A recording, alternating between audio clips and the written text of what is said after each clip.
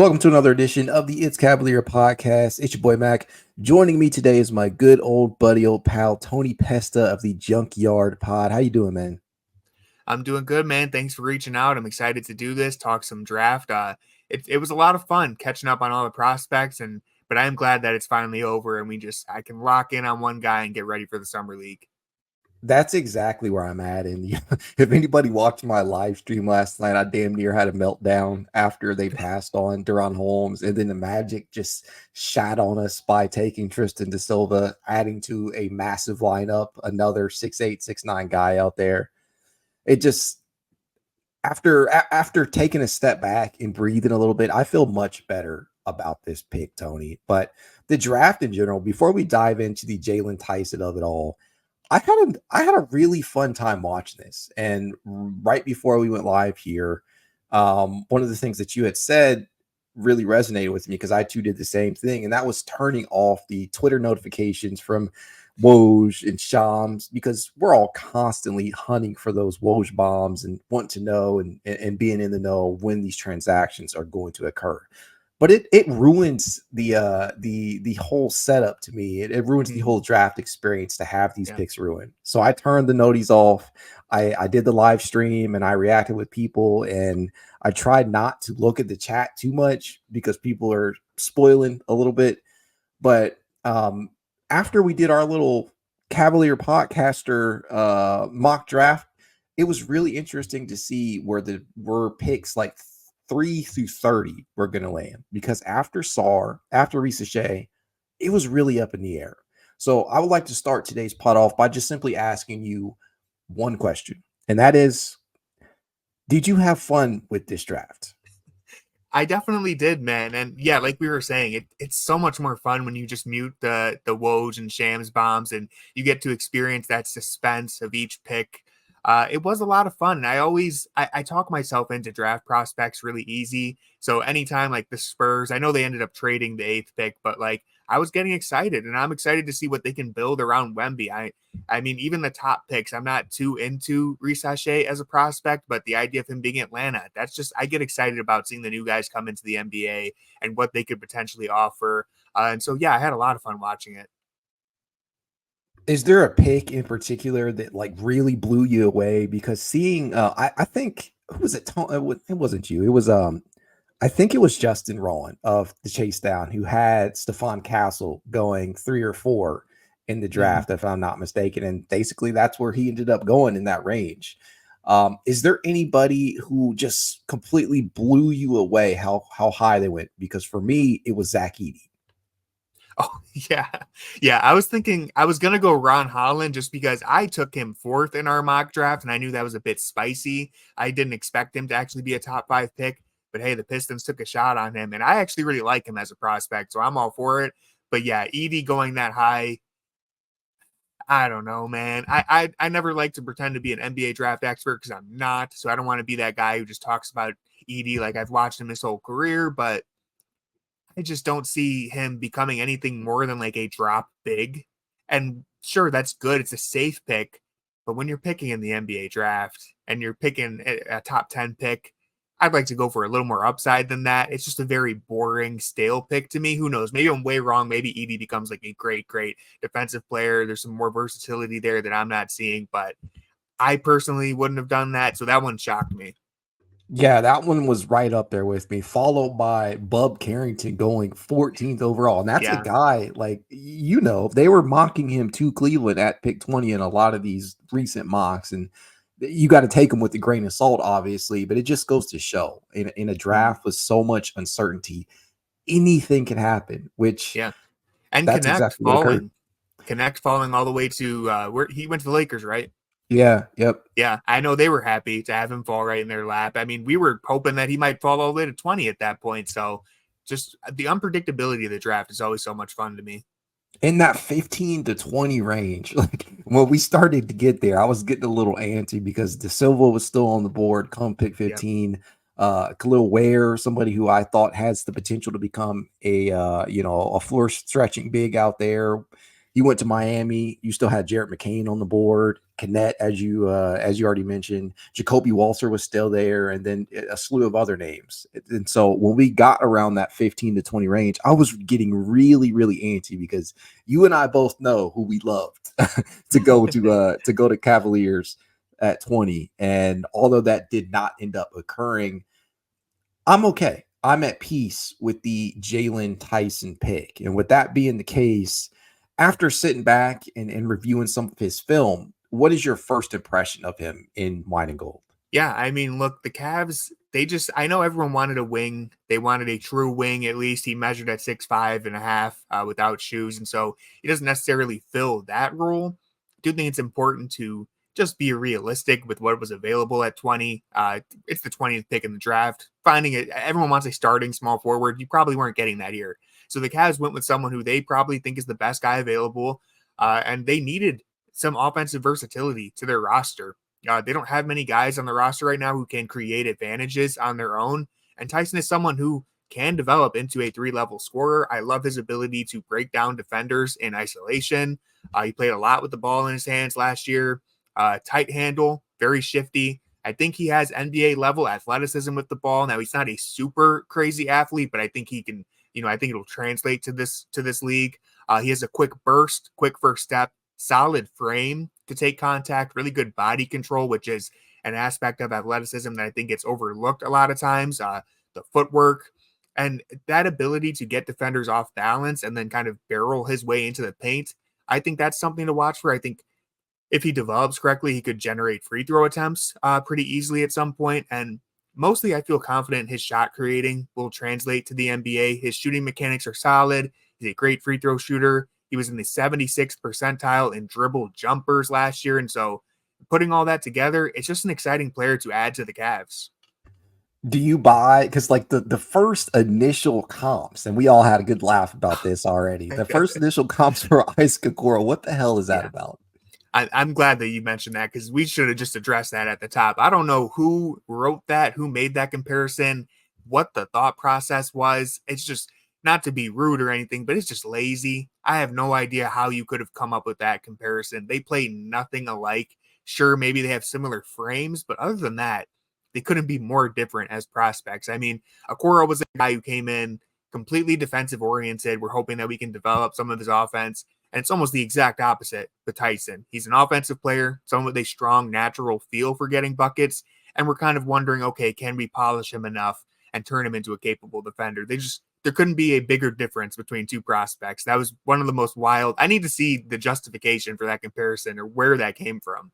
I need to know. I really need to know because I feel like they just looked at our roster. They looked at the height between the two because that's the big thing with this. And I'm guilty of this too at times. I look at the height listed without shoes, like the draft combine measurables at 6'5.5", and I'm like, well, damn. We love our like 6'5", 6'6" guys. When can we get a 6'7", 6'8" guys, 6'7", 6'8" guy that's listed as that without their shoes on? But the reality of the situation is they do not play basketball without their shoes. So the guy's legitimately 6'7". He has a lot of ability as a creator. He can play off ball as evidenced at his time at Texas Tech, and then on ball, he basically was a do it everything guy with Cal. And I just like some of the intangibles that he brings to the table. His ability to rebound at an elite level at his size, the defense.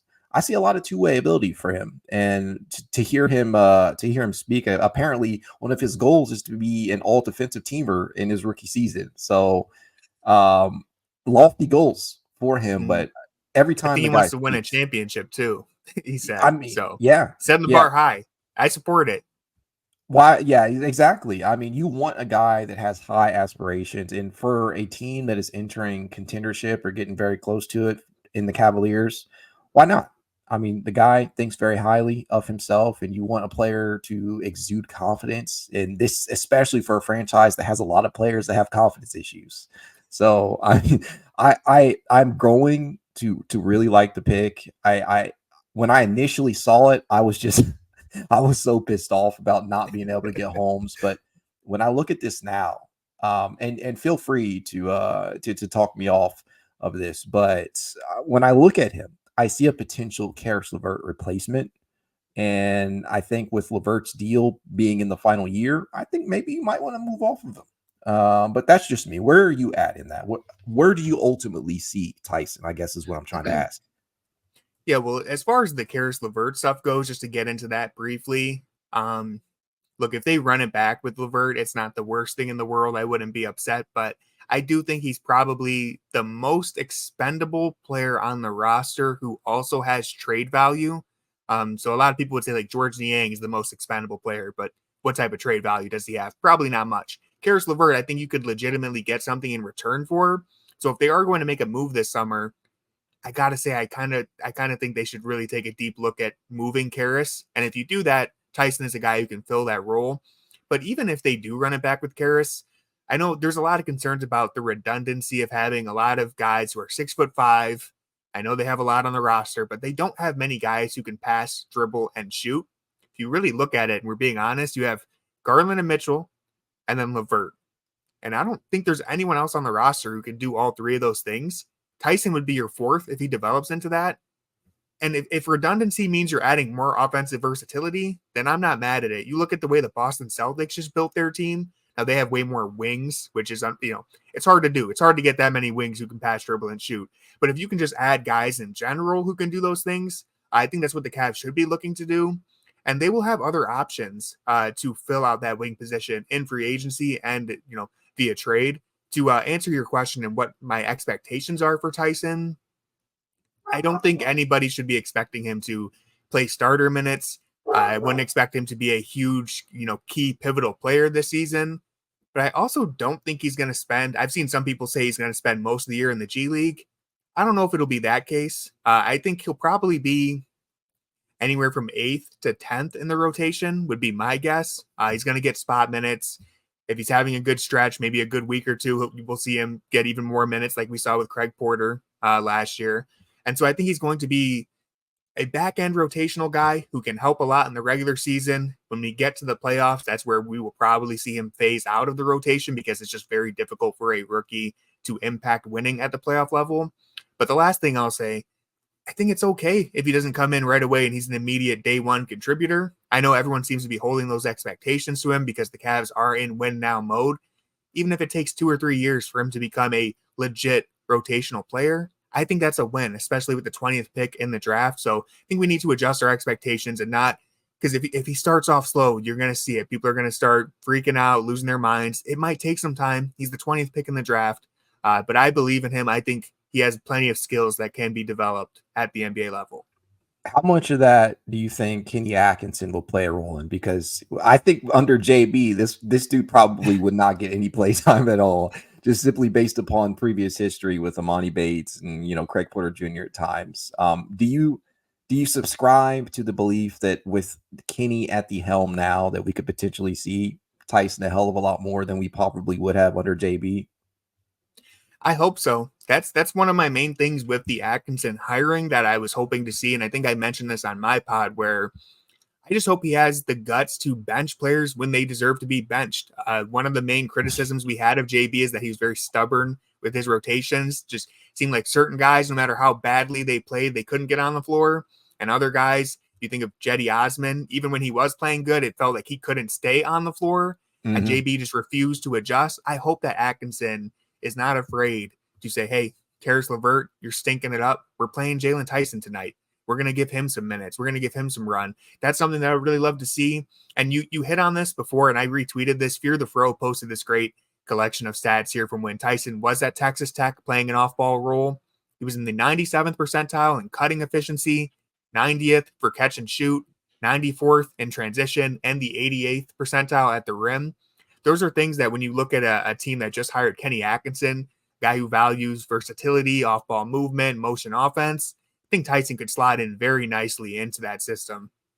I think so too. I mean, I when I did my deep dive into Tyson about a month ago before the draft, one of the things that I was really, really intrigued by was the notion that he could potentially become a really, really good cutter. Somebody who could play off ball. And with the Atkinson hiring, that only made me feel better after I cooled off after draft night, obviously. But running the motion-based offense where you have so many double staggers, you have guys just constantly running around screens, pulling the trigger, uh, and cutting to the basket. And with a big man like Evan Mobley being able to possibly find those guys on the move. I'm even more intrigued about the idea of what Jaylon Tyson could do. Now, the only reservation that I had upon scouting him was like, okay, we know the guy has played terrifically off ball at Texas Tech, but upon taking on an on ball role in a very, very high fashion, like this dude's usage rate was off the charts because of it, because he was required to do everything for Cal. Now having to make that adjustment to being off the ball probably more than he has ever been. That is the only thing. I'm like, okay, well, how long could this potential adjustment take? But if it's anybody that can make this work, it's probably Kenny Atkinson. So I feel pretty good about the potential of this guy. Yeah, so do I. I mean, I know some people were worried that the Atkinson hiring could be a lateral move, but the differences between his style and what JB showed us is just so night and day that it's either going to be an upgrade or it's going to be worse. I'm going to be optimistic and say that hopefully it will be an upgrade. The offensive side of the ball at least should look better. And again, I think Tyson is a guy who just kind of fits that mold perfectly for what Atkinson typically envisions for his offensive systems. Everyone needs to be able to do a little bit of everything, and that's what Tyson showed in college. Moving away from Tyson, because I know like everybody is really, really interested for summer league to see this guy playing on, in a real NBA atmosphere. But moving away from him, heading into the second round, which I believe we have in about an hour, as of recording this right now. Is there a possibility, do you believe, that the Cavaliers could potentially trade into the second round? And if so, is there anybody that really catches your eye in the second round? Yeah, you know what? I never thought I'd say this, but I actually would really like them if they got back into the second round, because there are some guys out there that I find to be super intriguing for second round picks. Tyler Smith of the G League Ignite is someone who I've been just so fascinated by as a prospect. I'm honestly surprised he didn't go in the first round. I think his upside as a stretch four, a guy who can just flat out shoot the ball at that height. If the Cavs fans want someone with height that can shoot, Tyler Smith is your guy. Same thing goes for Kyle Filipowski. He's still out there. That's another guy who could be really, really useful. The Cavs have been trying to fill kind of that Kevin Love role, the backup four who can space the floor. They tried it with Niang. I think it's safe to say that's not working out. Maybe he'll surprise us next year, but I don't think Niang has earned the right to, just be the guy heading into the season. Same with Dean Wade. Like, the Cavs should be trying to fill that role with the replacements is what I'm trying to say. So if you draft a Tyler Smith or a Filipowski and you tell them, hey, look, we have a backup four position that no one has been able to fill consistently. This is your job to go win. I would love taking a chance on either one of those guys. And I'd assume it won't cost them that much to get into the second round. So I would love for them to do that. Is there anybody that you feel could fall to the undrafted territory? Because one thing that we have seen for all the flack that people give Kobe Altman over the years, one of the things that he has consistently done well, and it's not just him, obviously the scouting department and whatnot, they have done a really good job at finding some undrafted talent. Is there anybody on the board that you think could slide into that range that would intrigue you? I'm not really familiar enough with those back end guys who might go undrafted, so I'm not really sure. Are there players who you have on your radar? Honestly, Enrique Freeman, he's up there for me. He might go in the second round. We'll see. But outside of that, no. There are nobody. Last year, there was a handful of guys that I honestly felt, hey, this is pretty good. Craig Porter Jr. was right up there for me, although I didn't think he would end up in Cleveland. There are a number of guys from this draft cycle that would potentially fit, but I'm not well versed enough to really conversate on that. I just want to hear your thoughts on it. Moving away from the draft in particular, everybody seems to have this idea that we're running it back, right? And essentially, when I think about running it back, I'm mostly thinking about the core four. And I know a lot of people, you might have a differing opinion on that, but as currently constructed, and we just added Jaylon Tyson into the mix, do you feel confident in the Cavaliers' ability to compete? Because we just watched the Knicks make a pretty controversial move. I'll call it a controversial move because a lot of people disagree with the price that they should have paid. But and after watching Boston win a championship, obviously, do you feel like the Cavaliers can still compete with the Bostons in the New Yorks of the world as currently constructed? Yeah, I think they're a really good team that is trying to be great. I would put the Knicks in that tier as well. I don't think the Knicks have proven that they are a great, like, true title contender just yet. We have a lot to see from them. The Cavs are trying to make that leap. And I think the reality is, and the reason why they are taking so much time in making this decision as to whether or not they are going to run it back with the core four is because there's a very good chance that the best, like the highest likelihood of them actually making that leap comes through the internal growth of the core four. That might be their best chance at getting to that point. Now, you could argue that they trade and restructure the roster in a way that gives them a better chance, but there's no guarantee that the grass will be greener. If you replace Garland with Ingram, do they get better? I Stylistically, they hate make more that so sense. much. I know. Stylistically, it makes more sense. But if Garland returns to the All-Star that we knew, and he's only, I think, 24 years old, maybe 25 now, if he takes another step forward, which I think he's very capable of, and you get Ingram, who's maybe on the decline in a couple years, well, then you blew it. And so that's why the Cavs are taking their time and really analyzing these options. And what I keep saying is that, hey, if you show me a trade package that I think makes the Cavs a better team, not just stylistically looks better, but actually makes them a better team, then I'll sign up for it. I'll say, yeah, let's do it. So far, I haven't seen that. And so I'm kind of just in wait and see mode. I'm sure if the Cavs do make a big trade, I'll find a way to talk myself into it. But the reality is, and I know some fans don't want to hear this, but the reality is you might just be better off running it back, building some chemistry, trying to bank on that internal growth. We have seen it pay off in the NBA. I mean, even if you just look at last year, this most recent season, if they stay healthy, they might push Boston to 6 or 7. That's the champions that you had a real shot at beating if you just stayed healthy. And so while I completely understand why you want it, some people want to blow this core up, I also think we need to be realistic in saying that, like, they're right on the edge here. They're right on the verge of being a true contender. It's not like they compare us to the 2015 Hawks, who just got I hate absolutely that. stomped by the Cavs. It's like they weren't anywhere close. The Cavs, the current Cavs, are genuinely close to being a contender. They just need a little bit of internal growth from either Garland or Mobley. Yeah, I mean that comp is just so trash to me because I feel like it was a nice story, right? They had four All-Stars that season, if I'm not mistaken, and that's debatable within itself. I think a lot of it was really just it was just That a was nice nuts. story. Yeah.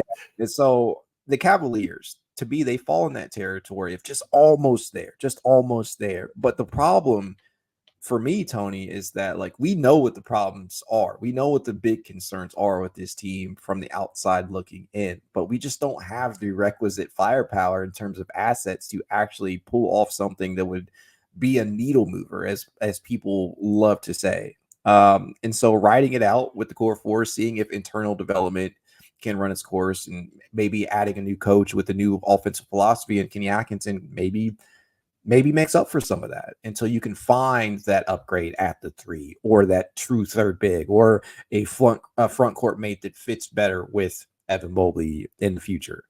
But I'm trying to be as patient as possible here. I'm trying to implore fans, like, cut Kobe Altman a little bit of a break in regards to the moves, because people want him to be vocal about what's going on.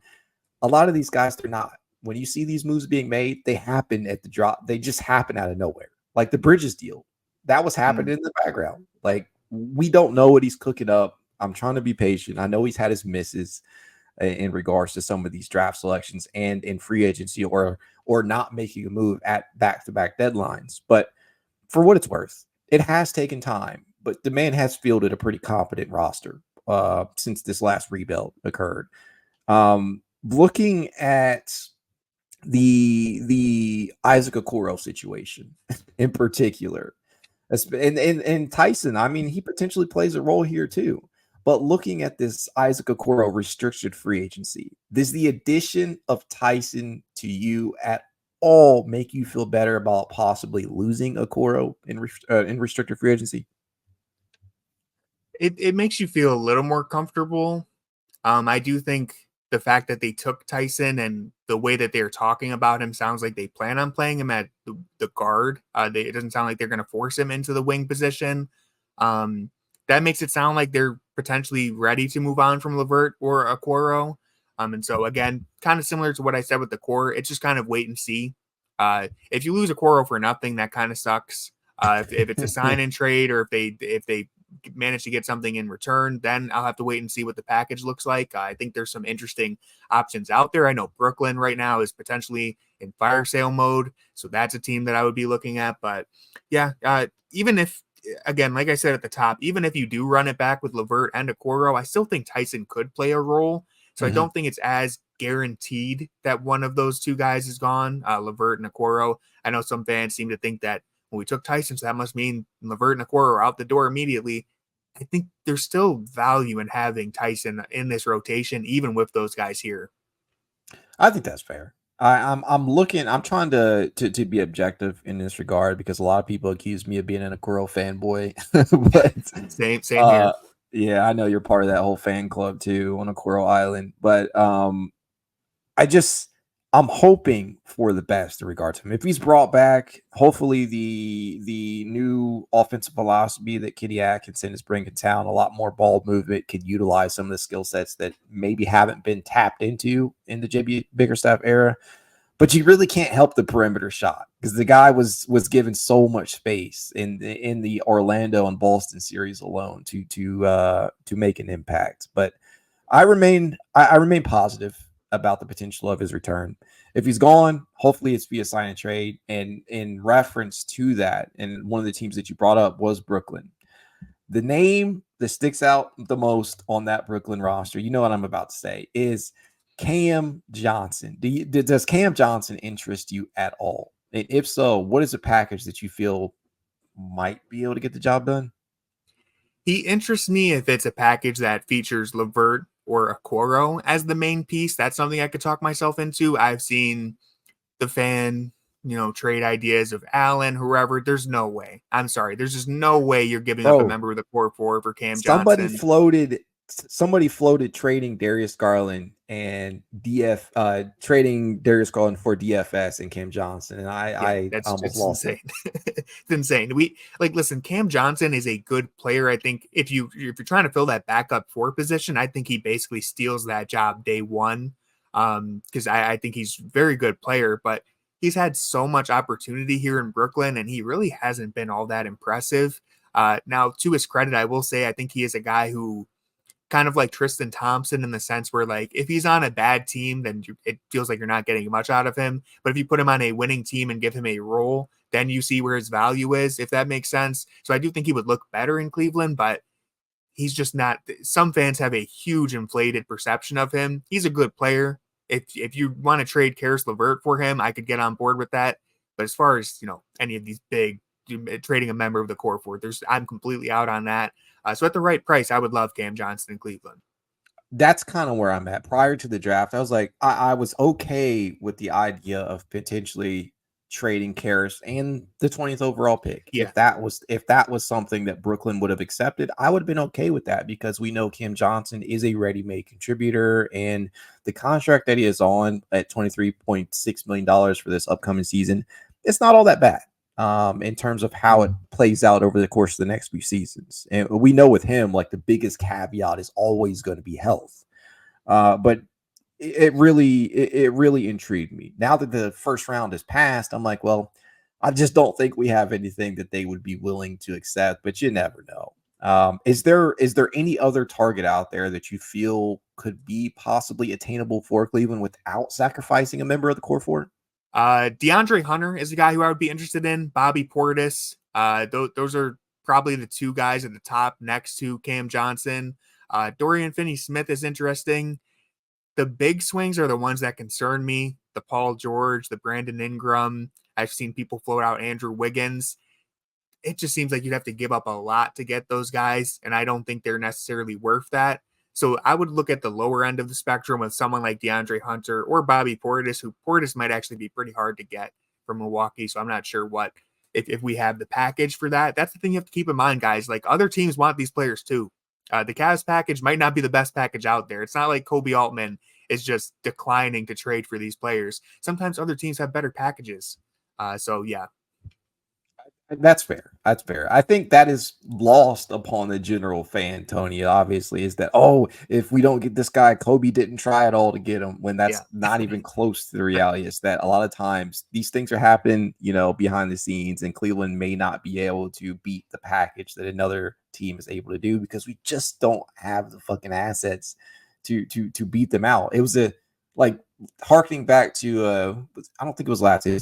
I think it was the year before last, where Josh Hart, right? Josh Hart was moved. That was a name that a lot of people had really fallen in love with for Cleveland, but we just didn't have the ability to match the offer that was made for him by New York.